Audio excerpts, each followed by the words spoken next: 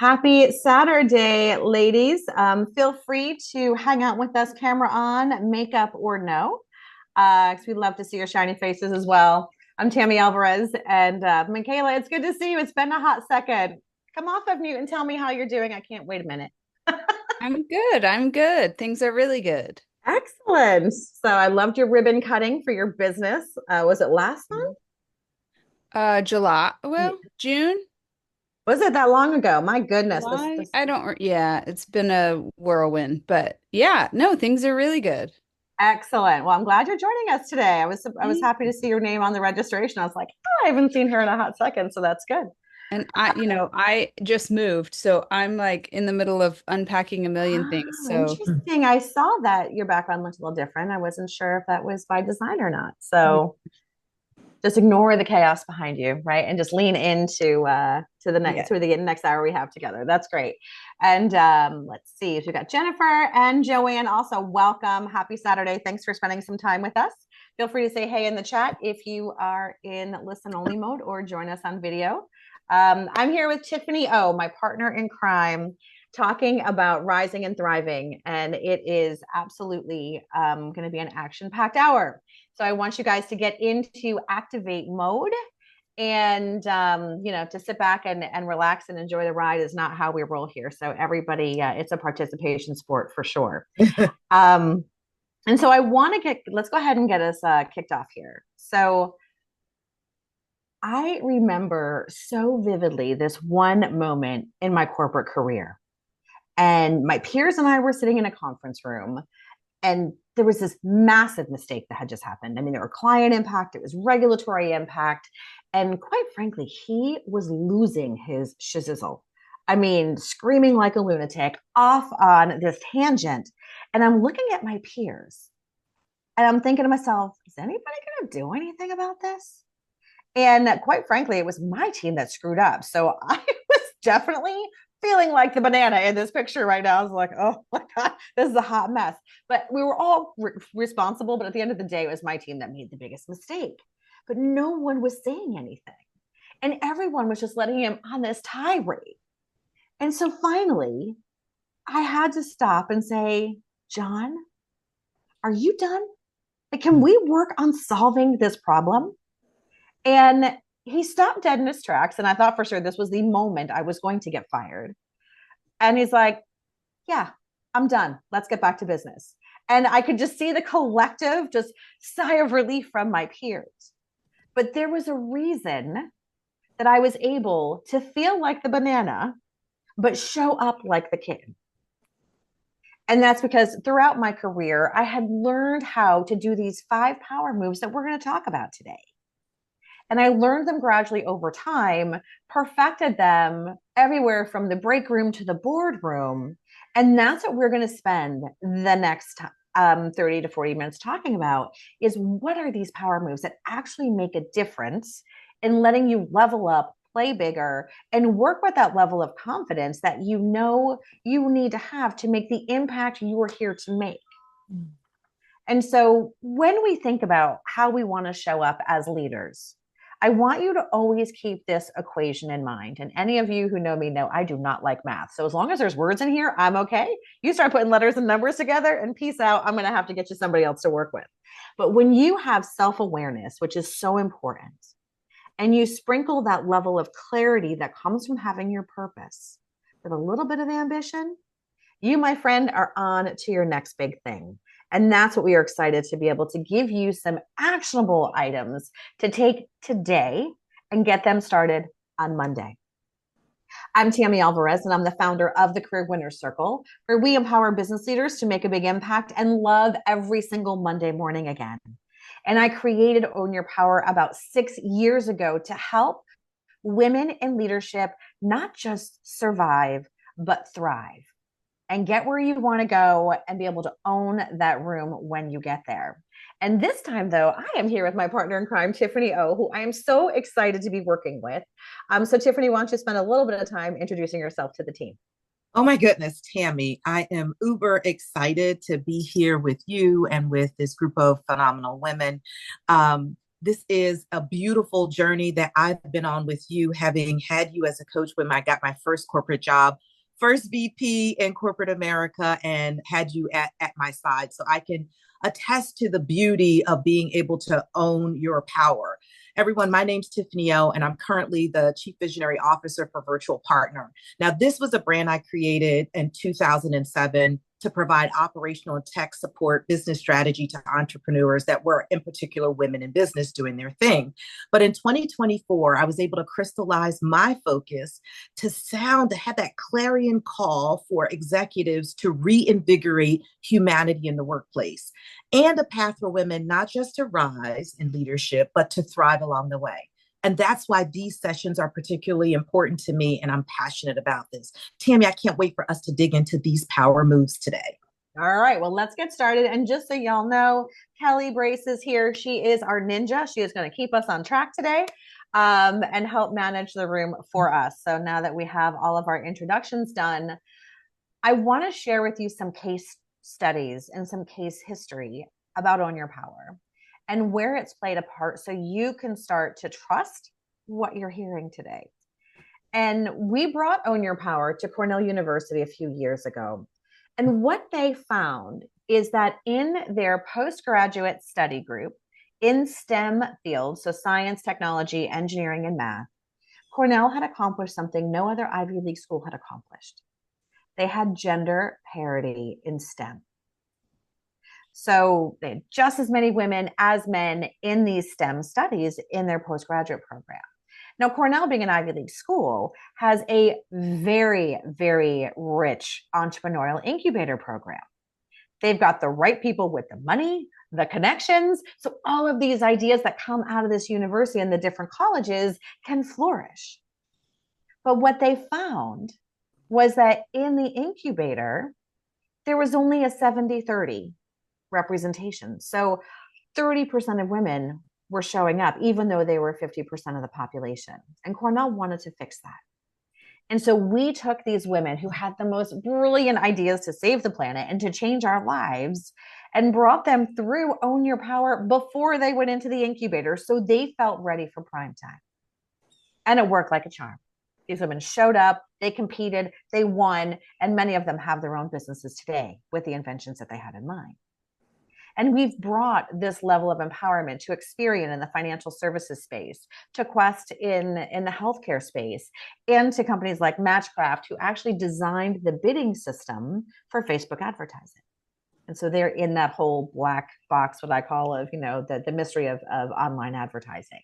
And so this has been used within organizations to help bring their women leaders to the next level, that helped the women, their teams, in addition to the companies that they worked for. And so let's walk through the 5 power moves that we're going to talk about today. We're going to talk about the importance of strengthening your voice and how to do that, and how to quantify your value, because in this case, ladies, if you can't count it, it doesn't count.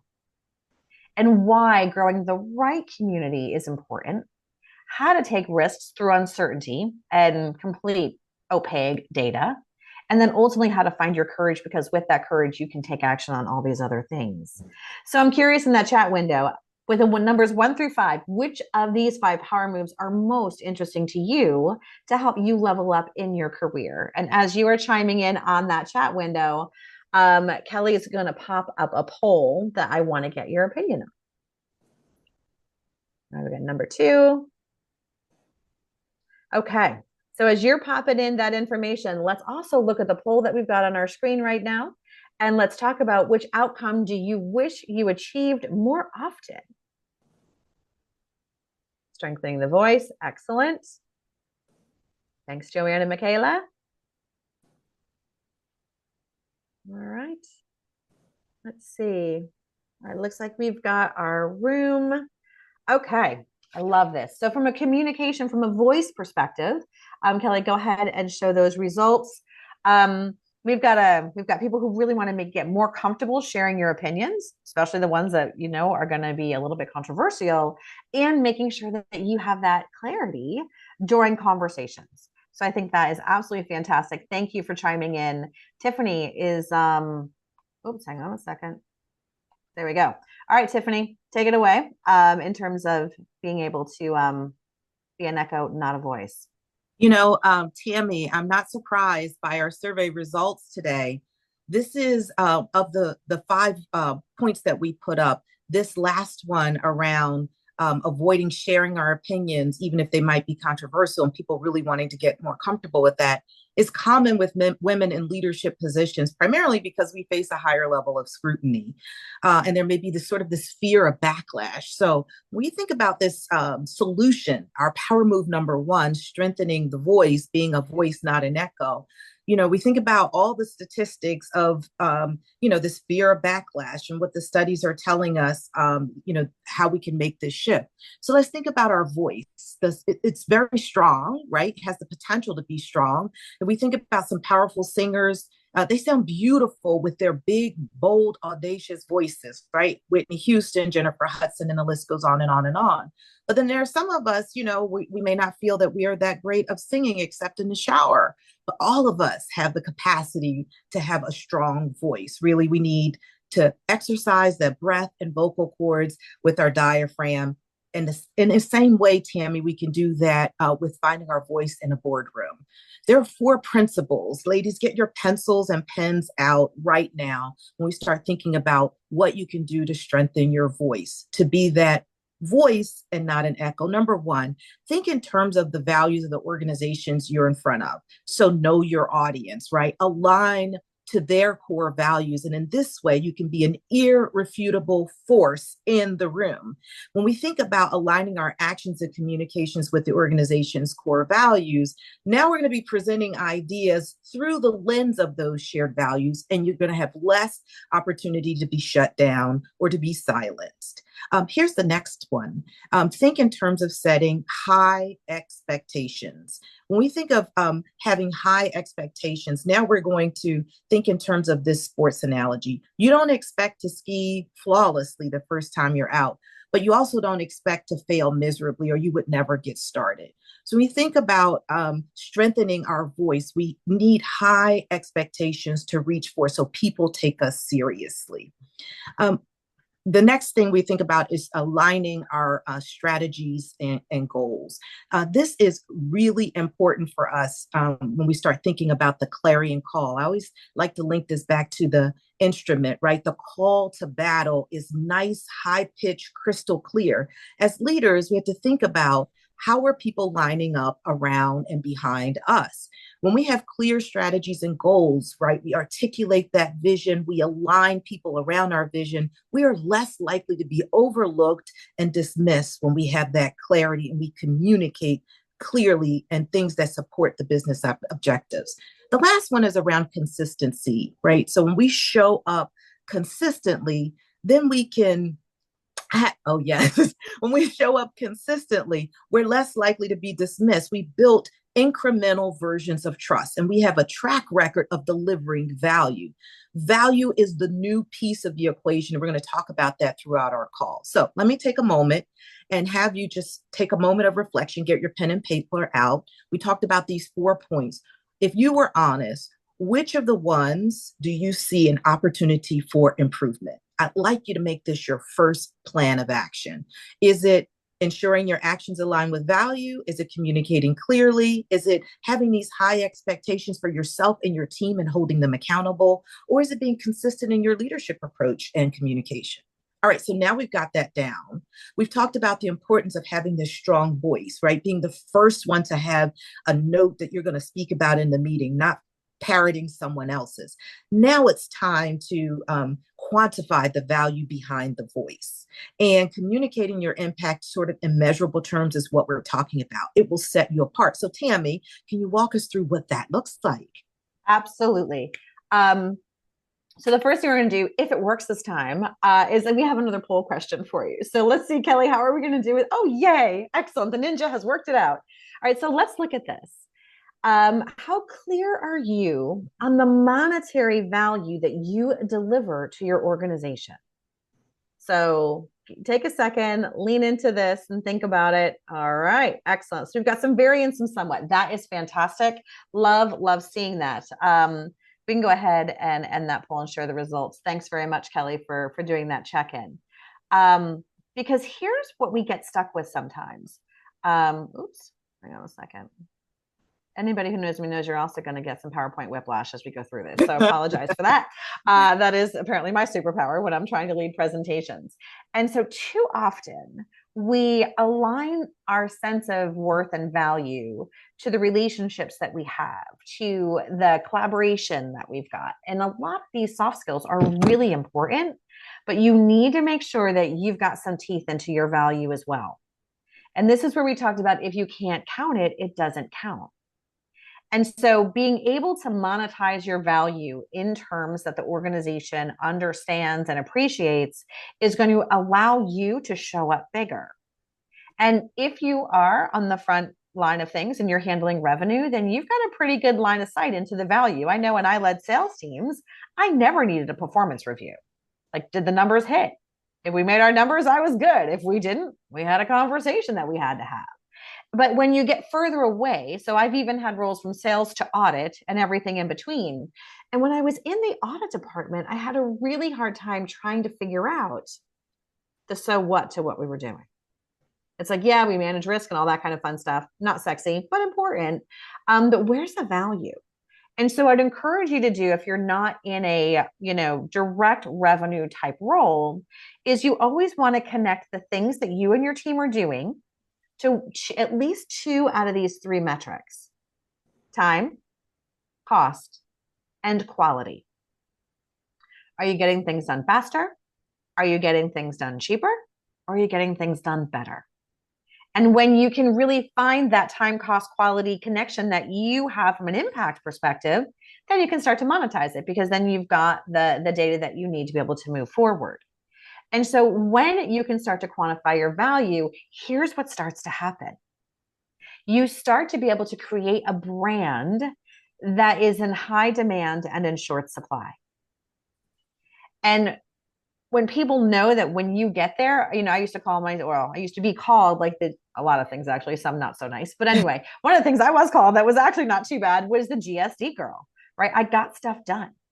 And so when you actually needed something to get over the finish line and off of a PowerPoint deck, my brand was that they knew to bring me and my team in to get that stuff done.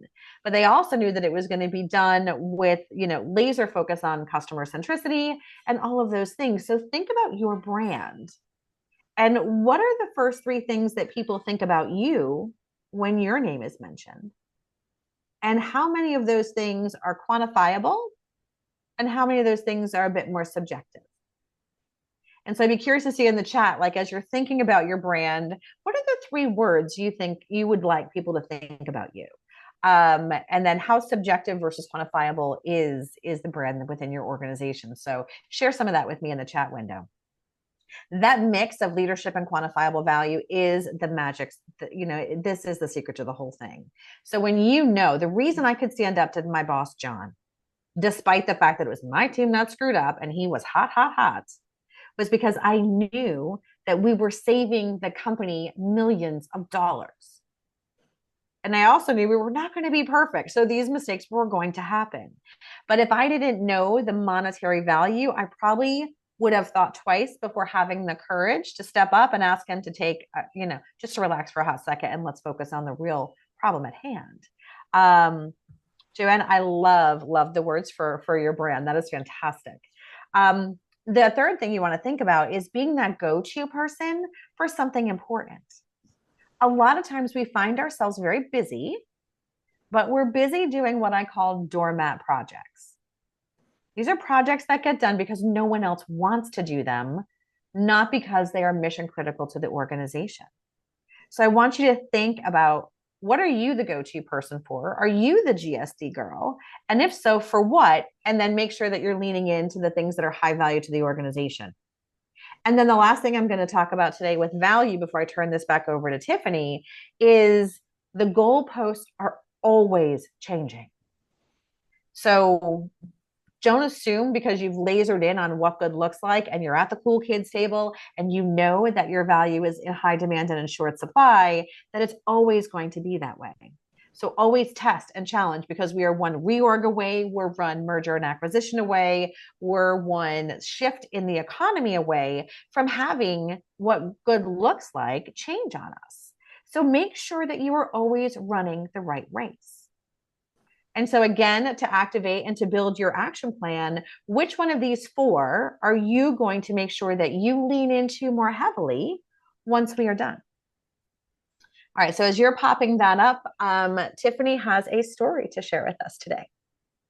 Yeah, as we make the shift from value to community, I was thinking about what it took for me to build my business when I first started and what it was going to take now in 2024. And so earlier this year, I reached out to a friend who was successful in business, and I knew she would tell me the truth, right? We need those people. They're going to be honest and tell you the truth.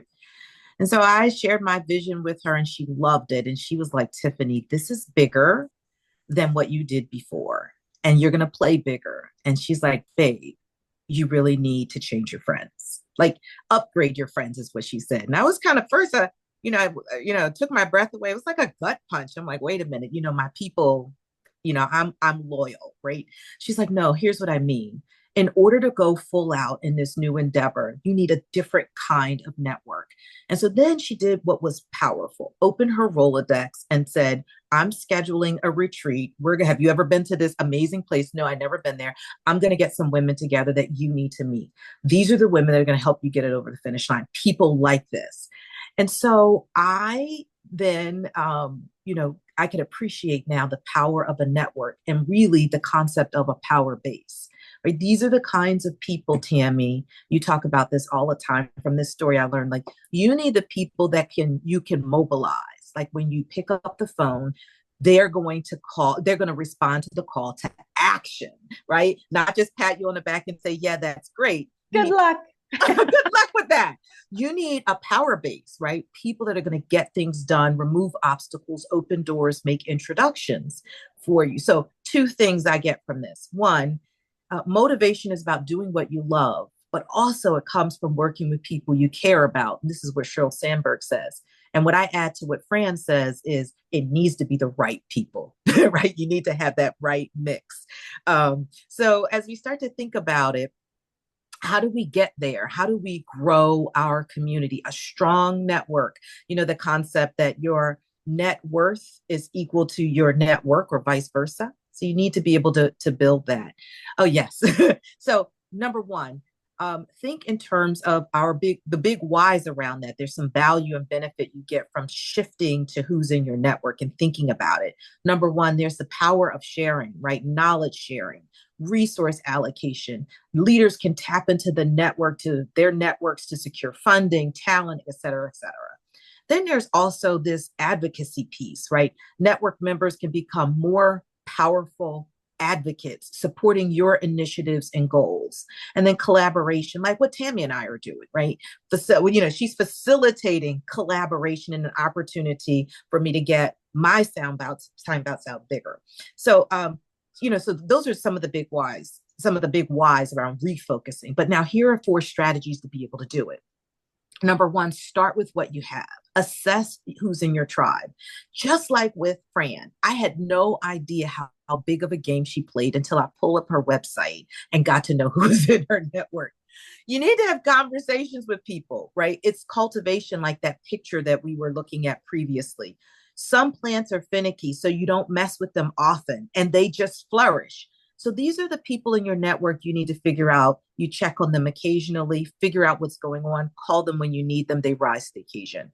Some plants require lots of sunlight, talking to. So spotlight and collaborate with them. These are your high touch people that need reinforcement. And others, they just like a lot of food. Plants need food. I call these my whiners and diners in my network. That means you need to leave your virtual office. You need to go out. You need to have coffee. You need to schedule work dates with people that you like to cultivate relationships with.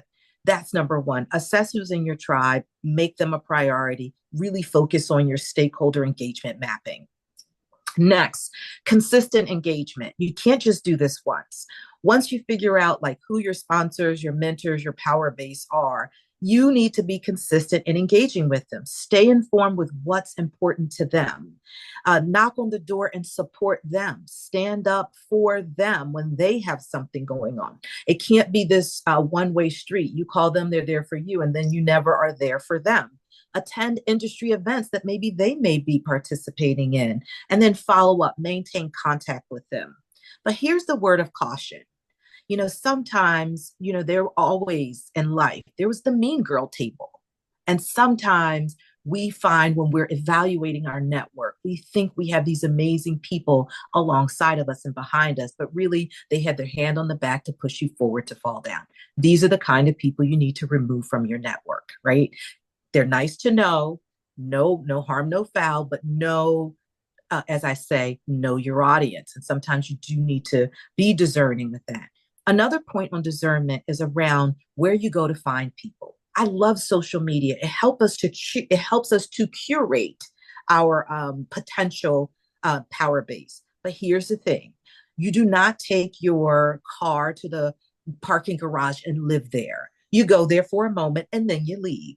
Social networking is just like that. It's connected to our previous 2 points. It's a starting place, a place to validate, collaborate, but don't live there. Make sure you take those relationships offline and prioritize those who prioritize you. This last point is around mutuality and mutuality connected to staying relevant. Here's what I mean. We already talked about it not being a one-way street. So we have to think about mutual benefit. What's in it for them? What's in it for us? Make sure you're always offering and delivering value. As Tammy mentioned previously, this also means a heck of a lot in your personal communities. Be a connector for people and set opportunities to collaborate. Then when you call, people are always going to remember the 1 or 2 problems you solved for them, and your network and power base will be that much stronger. Okay, point of reflection, get your pens back out. Let's be honest. Take a moment, write down 2 or 3 contacts, past or present colleagues, women of influence in your network that you haven't connected with or haven't connected with yet in the past 90 days. Ask yourself, what are they up to? Write it down. If you don't know, it's okay. Put a question mark. Go find out. What significant milestones have they achieved? If you don't know, go find out. How have you or I shown up for them? Now decide to take action on one of these steps to strengthen your connection and your community. I think if we all focus on implementing just one strategy, we'll build a supportive network that'll enhance our leadership effectiveness. All right, Tammy, now let's look at our next power move. All right, it's time to activate again. So Kelly is going to pop up our last poll question for this morning, or this afternoon, actually. Let's see, is it going to cooperate, Kelly?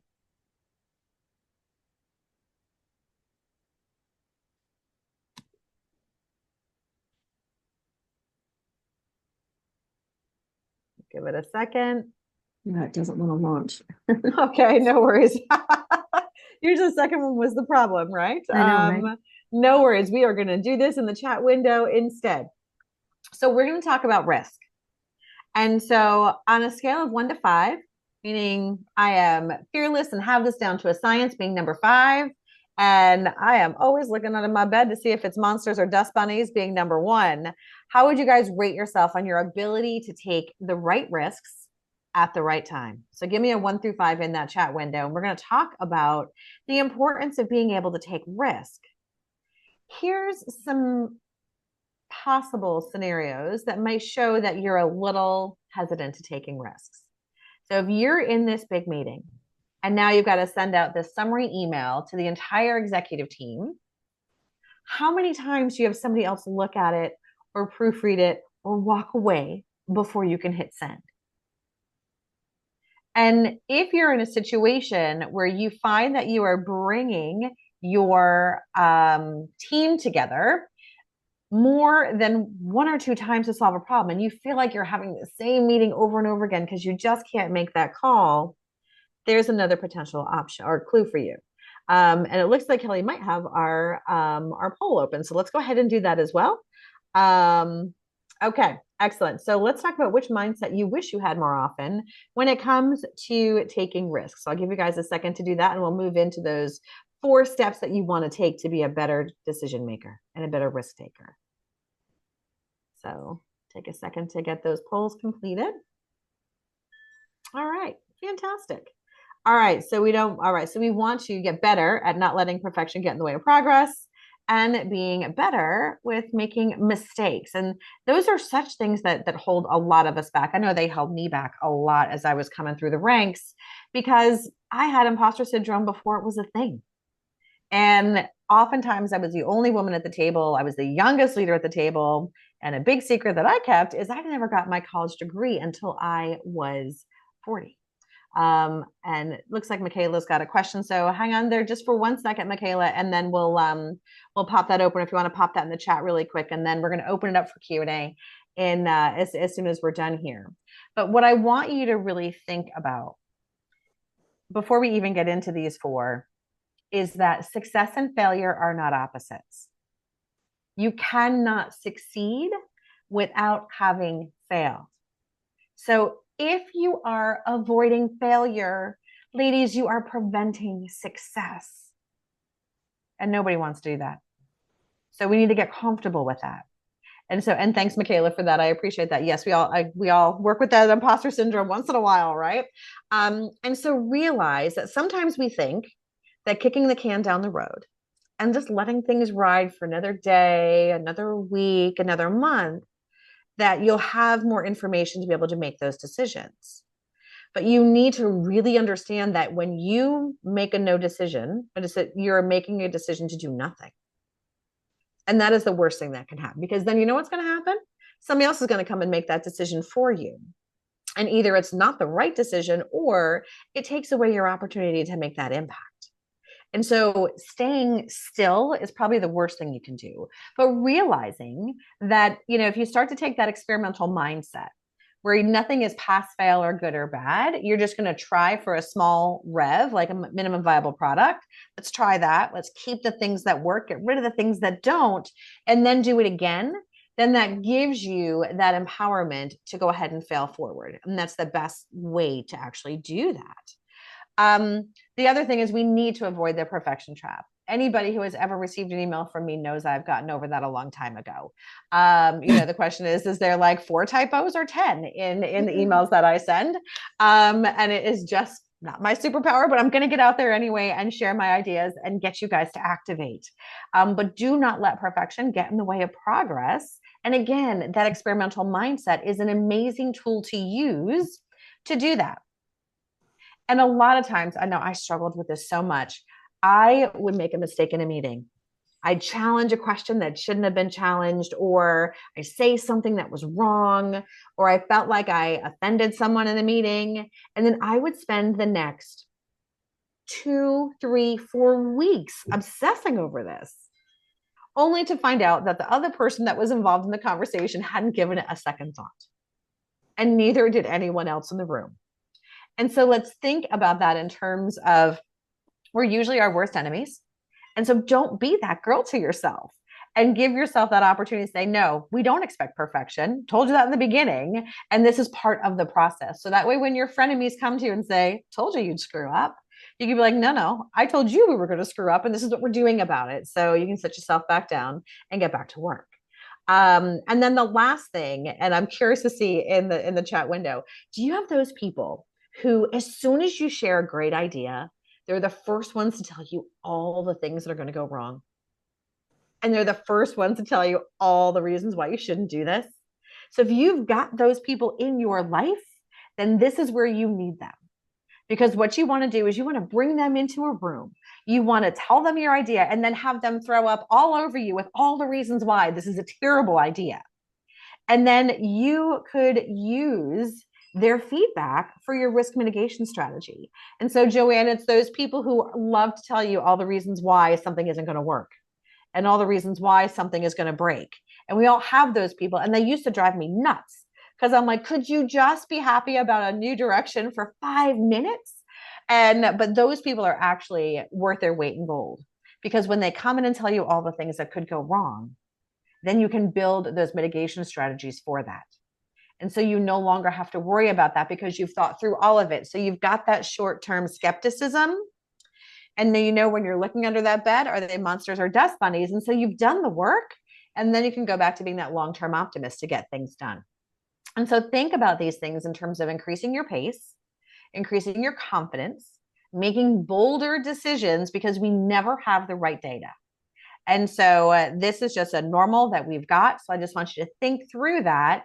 And, again, in your action plan, which one of these are the thing that you want to work on the most as soon as you get back to the office on Monday? Okay, I'm going to share one story about courage, and then I am going to turn it back over to Tiffany. I was in an executive's room office. He's 4 levels above me, and no one else wanted to go have this conversation with them. So I drew the short straw. He ultimately became the president of a very large bank about a year later. And we needed him to do something in the EU that I knew he was not going to like. So we were having this conversation and it was getting heated and I was terrified, but I held my ground because I was supposed to. And then all of a sudden the phone rings. And I know he did this on purpose. He put it on speaker. And the other end of the phone, I hear, "Hey, Jude, how'd I do last night?" And my jaw dropped. It was John McCain. And he had just had his first debate with Barack Obama for the presidential nomination the night before. And he proceeded to bro out with John McCain and tell him all the things for 20 minutes that he did right and wrong. I'm like, what am I doing here? I was like, I don't belong here. I don't fly at this level. And I just immediately just completely felt like that kid. And so he hung up. We finished our conversation. I lost, and I go to my boss's office. And I'm like, why am I even here? I'm not a lawyer. I'm not this. I'm not that. Here's all the things I'm not. And here's what she told me.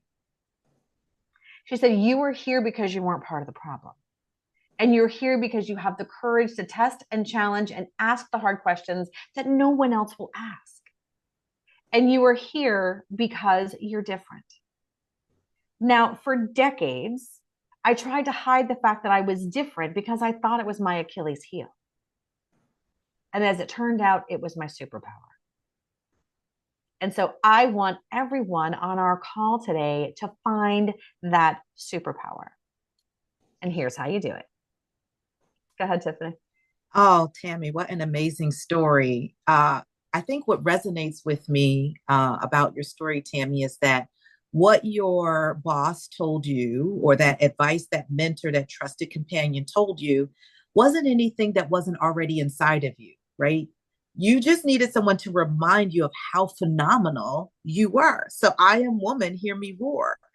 And courage doesn't just, courage is not one of those things that, stays with us all the time. It rises to the surface and disappears. And sometimes it needs to be resummoned, as in the example of the one you just shared. And a lot of times, so why does it disappear? Well, the voices in our head sometimes are much more intense than reality and can sometimes create this fear and hold us back, that failure to launch. One wise writer said, fear, what was I going to say about this quote? I didn't have it directly from, okay. Fear serves as a restraint. That's what it was. I knew it would come back to me. So what are we afraid of?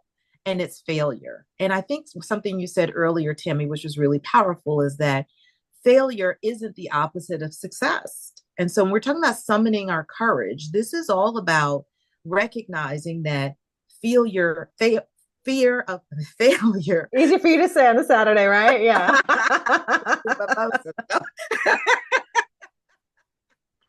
Failure isn't the opposite of success. It's a part of it, right? They live together. One just needs to be summoned. I think when we embrace or create a culture of learning from our mistakes and building resilience and cultivating innovation, and when we think about those as benefits of taking a step forward, being courageous, then failure isn't such a bad thing when we think about the wins. For example, when we think about failure can lead us to those innovative solutions. And I think one of our participants talked about, she wants to be known for innovation, right? So a lot of times when we try traditional methods that don't work, we're forced to think outside of the box, and it causes us to explore new possibilities. Thus, innovation becomes a benefit of failing forward and failing fast. sometimes really when we talk about resilience as women in leadership, that resilience is something that we need. Resilience isn't just there, it's cultivated over time. When we overcome failures, it fosters resilience. So we have to summon the courage, take a step forward, and know the worst thing that could come out of this is that I'm going to be a more resilient, dynamic, amazing woman. I am woman, hear me roar. I was thinking about the picture you had of the lion and the kitten. And what is it that really makes lions so powerful? It's when they are stepping into the place where they have to protect the pride or they're hunting or facing threats, right? And so think about this as you have your big, audacious idea. Now it's time for all the hairs of the lion to stand up because you are hunting. And female lions do the most hunting. So, women, we need our bravery. We need to summon our courage so we can slay the thing. All right. So, here's what we can do if we have teams. Number one, encourage risk taking and create this non-penal community on your team that if they take a step forward and they fail, it's okay. And that you're going to celebrate all the wins from that. Okay, now let's move to the next one. And that is the fearsome four, right? Negative self-talk, second guessing, imposter syndrome, and low self-confidence. So we start thinking about these four things, right? We have to be able to silence the inner voice. And there are ways that we can do that. Number one, practicing self-love and silencing the negative self-talk, right? Practicing affirmation, developing this sort of growth mindset. Second guessing, we don't necessarily need anyone to validate our ideas. You knew this years ago. Yes, me too. Celebrate small wins. And then when we focus on accomplishing small tasks for this imposter syndrome piece, when we focus on accomplishments and challenge that self-critical thought and practice self-compassion, then we can move forward. And how about this? Really, none of these fearsome fours go away until we take that giant step forward and begin to experience success on a small level. So we need to be thinking in terms of incremental wins. All right, strategies for moving ahead despite fear. Well, we already mentioned getting rid of that whole idea around perfection, overcoming fear of failure, the constant self-doubt. We talked about not questioning your abilities and qualifications, but just embracing them. I am woman, hear me roar. Here's another one. Seek support and set realistic goals. If we try those strategies, we'll move ahead slowly despite fear. Now, there are 7 elements of courage. Tammy and I, we're going to talk about those in the Own Your Power Larger program. But anyway, so we'll come back to those in a subsequent session. But know that there are 7 elements that really help us to get there. So what's your next big thing? Close the gap between your idea on that whiteboard and take some small step forwards to accomplish it. When you do that, you'll notice that your voice gets stronger, your value grows, your network will grow. All the things you want to do will just improve when you start taking those steps forwards. Remember, everything you have is already inside of you. Now it's time to summon it up. Take courage, ladies. All right, so now let's reflect on what we've learned today. The 5 power moves that we embarked on together. I hope you have at least 5 points of actions on your roadmap that will help propel you forward. Strengthening our voice. We talked about really the exercise that we need to take in order to be powerful in our voice, in order to have that courage to speak out in a meeting. Number 2, quantifying your value. If you can't count it, it doesn't exist. We talked about really, really getting tactical and understanding the value that we are adding, right? Not just the soft skills, but really thinking more of the technical piece, right? Number 3, growing your community, really being strategic around creating that strong power base. And number 4, taking the right risk. We can't be risk averse, right? We have to be able to step out there and know when to take the right risk, when to pull the trigger. And last one, summoning up the courage. Everything you have is hard-baked already inside of you, ladies. Now we need to close the gap between what we know and what we do. Just take that small step forward. The 5 power moves are the steps to be able to take. So Tammy, help us close the gap as we round out our discussion today. Excellent. Thanks. And I love the courage piece because it leaves us when we need it the most. Like we don't always walk around feeling insecure and all that stuff, right? It's just like when you step up, when you play bigger and you start to do things you've never done before, it decides to head to the Bahamas for a long weekend. It's like, hey, where'd you go?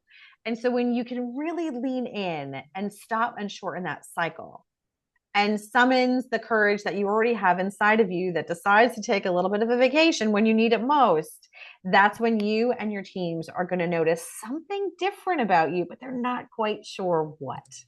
And when those moments happen, it is just magic. And so here is what I want you to think about. We've talked about a lot of this, but I want you to picture a day where you have this newfound clarity and purpose. And to picture a day where your career is thriving and you are achieving all the things that you want with the harmony that you need. And then picture a day where you are not just climbing the ladder, but you are rewriting the rules for yourself to leave that mark. And it's not nirvana, Joanne. It is real. And it happens to women all the time with the Own Your Power program. And so what I want to do is to give you a little bit of a perspective into the journey I've taken and the journey that we've taken many women on. Because every now and then, this is what we feel like. Sometimes we feel stuck. That second guessing. I mean, how many times do you feel that sometimes you're being unrecognized, underappreciated, and overlooked? And so those moments don't serve us, because when we can show up with clarity and we can show up with that executive presence, and yes, I get that. Thanks, Joanna. Or Joanne, sorry. And, that valued advisor and really feeling empowered, like that's when we're stepping into our best selves. That's when we are crushing it. And so you can absolutely get from point A to point B. But if you're anything like me, this is what it felt like. 1 step forward, 10 steps back, up, down, sideways, all that things. And it was this protracted journey that took me probably 15 years to figure out. And yet with the Own Your Power program, what we've done is we've smoothed this out. And we've given you, instead of this rocky, narrow path to take to try and figure things out that take you up and down and around the mountain, it's a wide paved road where you are going to take that journey. But you are within guardrails that are going to help you move faster and have much less of a chance of spraining your ankle along the way. And so that's where Own Your Power just gets me so excited, because the impact it actually makes. And as we're talking about it, we've got an 8-week program where we go over these 5 power moves in so much more detail, because you become a master of these. And then ultimately you are going to experience one incredible transformation, not just for you and your career, but the team, the businesses, and your future. And in those 8 weeks, you can see the things that you will walk away from in terms of that strength and voice, being, recognized for your contributions, making that decision and risk connection much faster, and being able to have these setbacks like water on the back of a duck, and then step in and own that room, and then grow with that world-class team. And so here are some of the testimonials that you'll see from the women we have served over the years. And I had to just pick a few because there's so many. I was like 10 slides if we use them all. But I want you to get a sense of where the impact is. And when you're thinking about what is the one thing that's going to get you to that next level, what's the next thing that's going to help you play bigger? And what is that thing that's going to help you step into making the impact that you know you are here to make? And I'm sure you're going to be able to relate with a lot of things that you're reading here in terms of being able to step into your next big thing. And so we've got a program that, is an 8-week program that we do live sessions that are very similar to this. And then we also have weekly office hours, because here's what's going to happen. You're going to miss a live session because life gets busy. And so you'll be able to watch the replay, come join us for office hours, share what you're working on, and go from there. And everyone will get a power score assessment. So you'll know we've checked in throughout the whole day in terms of where you are with these 5 power moves. We're going to tell you where you really are. And then you're going to be able to know what your baseline is and continue to build from there. You'll have tools and job aids that work immediately. So you take these to to your office and start to use them. But also, I don't know about you, but when I'm in a moment of either opportunity or hitting an obstacle, it feels like there's a bag of marbles that just got dropped on a concrete floor. And so from that standpoint, my ideas are going all over the place. I can't chase them, and it's just crazy. And so what these tools do is they give you a chance to let the marbles settle so you can make better decisions. And then you're part of the Own Your Power community. And Joanne, we'll get to that question in just a second. And so you'll be part of this powerful Own Your Power community. So if you didn't have the power base that you wanted when we were going through building your community, you will have one here. And it's a great place to start. And depending on whether you want to level up to premium or elite, there's more coaching sessions, there's more support within your organization to come in and do lunch and learns and workshops and all that kind of fun stuff. And so we can certainly, talk about those things as you feel the need for you and your organization. But what we are doing is we are throwing out a bunch of bonuses because I love free stuff. I don't know about you, but it makes my heart happy. And so everyone is going to get a signed copy of my book that I just released in January called Escaping the Career Trap: Transform Your Apathy into Ambition and Never Hate Mondays Again. So you will get that with a CWC swag bag, free training, and some really amazing tools that are going to help you move the ball forward. And then as you continue to, if you go into the premium or elite, then you'll certainly get access to some more things. But if you make a decision to join the community by the end of the day on Monday, then you will get all those fast action bonuses valued at $5,000 for free, because we love you. And so, and we love action takers. So these are just some things that are also on the table, things for you to think about. And so what we want to do, because we don't know you well, well, I know Michaela really well, but however, what I want you to do is book a clarity call with Tiffany, and you should click on that and do that right now. Because from a program perspective, we don't know what's best for you. We want to get to know you a little bit better so we can make a good decision on that. And if it makes you feel any better, Tiffany hates selling. So it's not going to be a slimy sales pitch. It's actually going to be learning about you, your career, your goals, your aspirations, and what you need, and be able to make sure that we are going to be able to serve you in a way that has the biggest impact. So my question to you is, when is your moment? Because it should be right now. And there are those moments where you're like, I need that one thing. And I know, yeah, Joan, we can certainly do that as well. So I need that one thing to help me get where I want to go. And where a guide or an expert who's been there before is going to help you get there so much faster. I mean, I'll never forget the first time I decided that I was actually going to build a lamp from scratch. Because I was watching like HGTV like crazy. And I'm like, okay, this looks so simple. I could totally do this. So I get my lamp kit and I do it. And my husband's like, are you kidding me? So long story short, I plugged in a lamp and started a house fire. And so sometimes you actually just need an expert. This is one of those times. So what I want to do is I'm going to stop sharing. We're going to stop recording, and we are going to open it up.